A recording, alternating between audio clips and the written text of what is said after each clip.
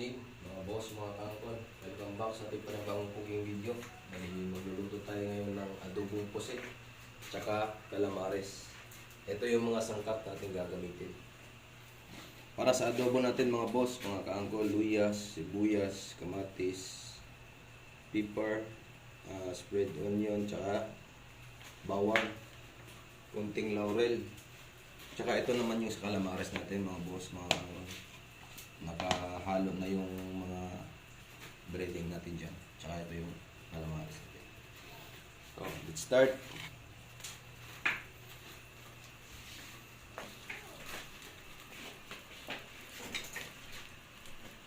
Okay, salang natin yung ating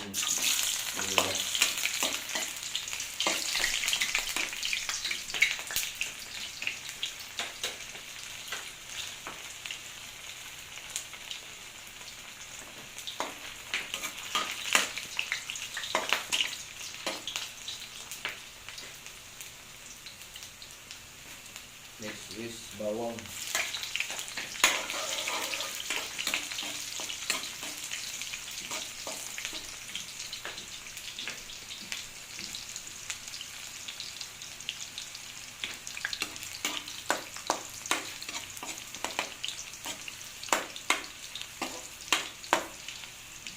At sunod natin yung ating kamatis.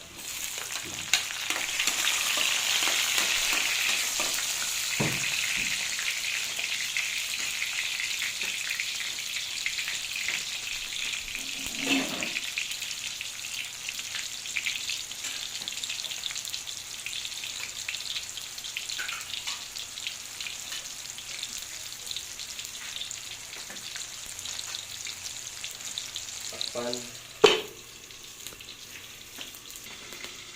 After few minutes mga boss, mga kaangkol, test nyo. At pagkatingin nyo na medyo malambot na yung kamatis natin, paluwak po natin yung ating sibuyas.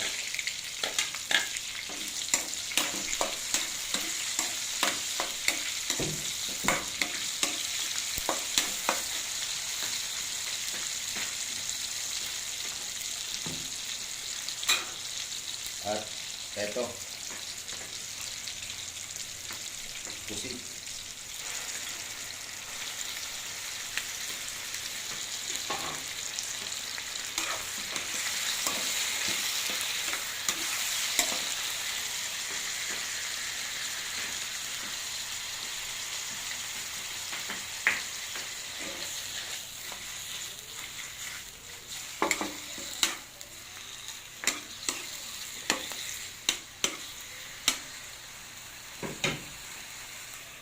Takpan hanggang maubos yung katas ng ating pusit na sinalang. Check nyo ulit mga boss, mga kaangkol. Pag ganito na yung kulay ng pusit natin, doon na tayo mag-a-add ng ating mga pampalasa. Ng laurel,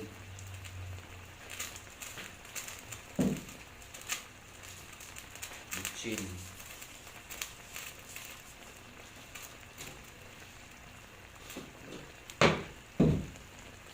tsaka asin. Konti lang.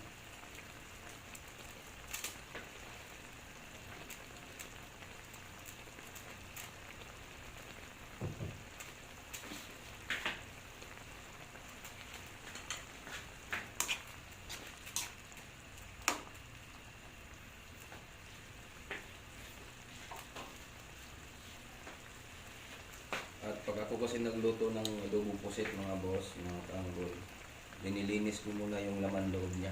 Tsaka ginaseparate ko yung ata. Ito na yung ata natin.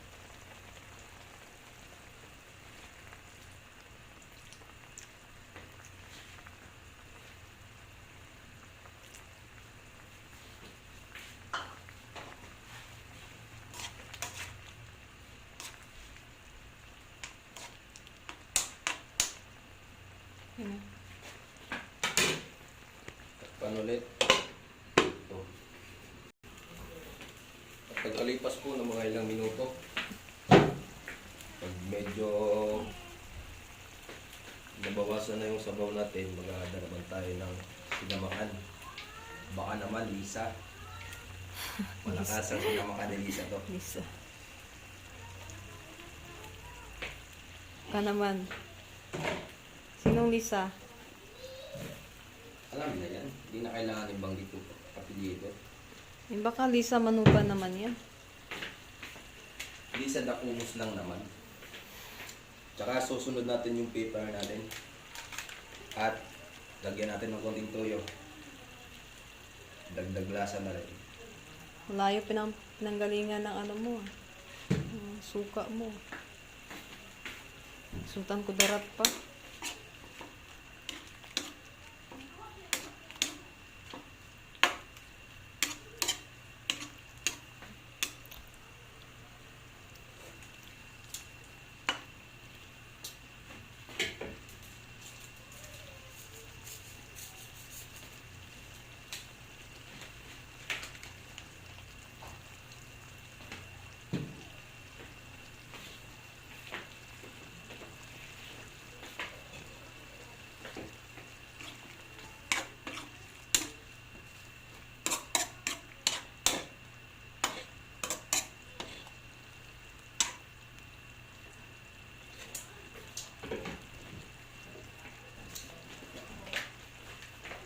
Tsaka maglalagay na rin tayo ng asukal.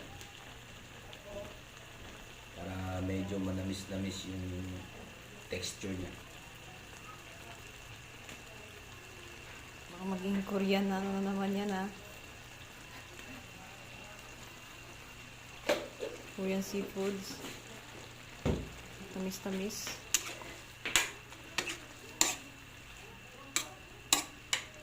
Okay.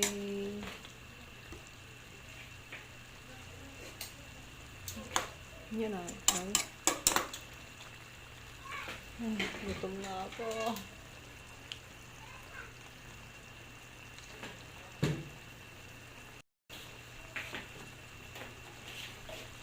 Ano, babe? Okay. Ha? Tara to. Wala. Dito na to. Sige. Gamay lang ibutang. Gamay na. Ay, dapat na. Pan. Sige.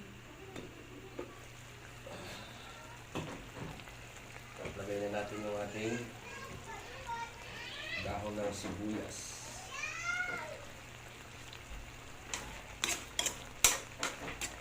Ayan. Goods na yan.